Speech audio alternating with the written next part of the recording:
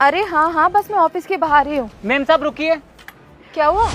वो क्या है मेम साहब, मेरी बहन ना इस ऑफिस में काम करती है, तो आप उसे पैसे दे दोगे? अरे अरे, कौन है आप और क्या नाम है आपकी बहन का? मेम साहब मेरी बहन का नाम ना आलिया है और वो इस ऑफिस में काम करती है। और हाँ, आप ना उसे मिठाई का डब्बा भी दे देना। हाँ मेम साहब, मेरी बेटी ना होली पे घर नहीं आई थी और मैं खुद के हाथों से उसके लिए गुंजिया बनाई थी, तो आप ये गुंजिया भी दे देना उसे। अच्छा, आप आलिया की माँ हैं।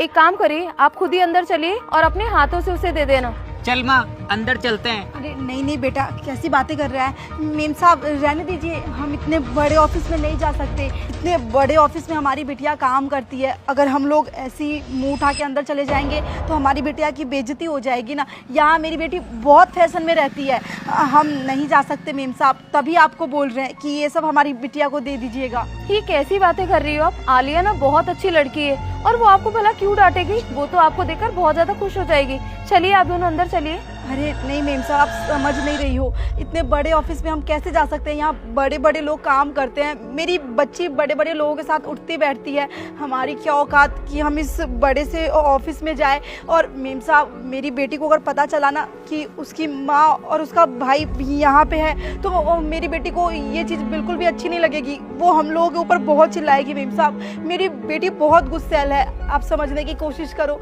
आप बस ये गुंजिया और ये पैसे पहुंचा दो मेरी बेटी तक, इतना ही अनुरोध कर सकती हूँ मैं आपसे। अरे बहन जी, ये कैसी बातें कर रही हो आप? आप इतनी दूर से खुद चलकर आई हो, अपनी बेटी के लिए गुंजिया बना करके लेकर आई हो, पैसे लेकर आई हो, वो क्यों गुस्सा करेगी आपके ऊपर? कोई गुस्सा नहीं करेगी। आप लोग चलिए तो सही एक बार मेरे साथ। देखिए मेम साहब, क्या हमारा मन नहीं कर रहा है कि हम अपनी बच्ची से मिले, लेकिन हम नहीं मिल सकते मेम साहब। वो हमारे ऊपर बहुत चिल्लाएगी, हमारे ऊपर गुस्सा करेगी।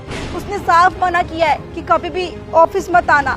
और मेरा बेटा तो पढ़ लिख नहीं पाया घर की जिम्मेदारियों के चक्कर में, लेकिन मेरी बेटी पढ़ी लिखी है, तो हम नहीं चाहते कि हमारे वजह से उसकी ज़िंदगी में कोई दखल अंदाजी हो। साहब हम ना अपनी बिटिया से कभी और मिल लेंगे, अभी हमें गांव भी जाना है, बहुत दूर है हमारा गांव। इसके बाबूजी को अकेले छोड़ के आई हूँ घर पे, आप समझने की कोशिश कीजिए। बस ये पैसे और गुंजिया पहुँचा दीजिए मेरी बेटी तक। देखो आप ना क्या कह रही हो, मुझे बिल्कुल भी समझ में नहीं आ रहा है। या तो आप लोग उससे नहीं मिलना चाहते हो या फिर वो आपके ऊपर गुस्सा करेगी। मुझे खुद समझ नहीं आ रहा है क्या बोलना चाहती हो। अरे एक बेटी अपनी माँ और अपने भाई के ऊपर कैसे गुस्सा कर सकती है? आप यहीं रुको, मैं आलिया को यहीं पर बुलवाती हूँ, फिर मैं भी देखती हूँ कैसे गुस्सा करती है वो। अरे रुक जाइए मेम साहब, क्यों उसको फ़ोन कर रही हो? इतने बड़े ऑफिस में नौकरी करती है, क्यों उसके काम में बाधा डालना, वो भी हमारी वजह से? रहने दीजिए मेम साहब, हम अपनी बिटिया से कभी और मिल लेंगे। बस पैसे और मिठाई ही तो देने आए थे हम उसे।